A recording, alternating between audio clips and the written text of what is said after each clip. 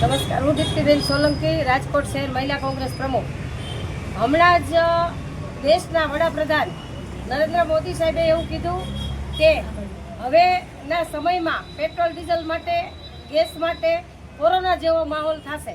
તો એના જવાબમાં અમે આજે કોંગ્રેસ તરફથી ત્યારે એમણે એવું કીધું હતું કે થાળી, મંજીરા અને તાલી વગાડવાથી કોરોના જતો રહે અને આખા દેશની પબ્લિકને એવા ગેરમાર્ગે ચડાવી અને થાળી અને મંજીરા વગડાવ્યા હતા.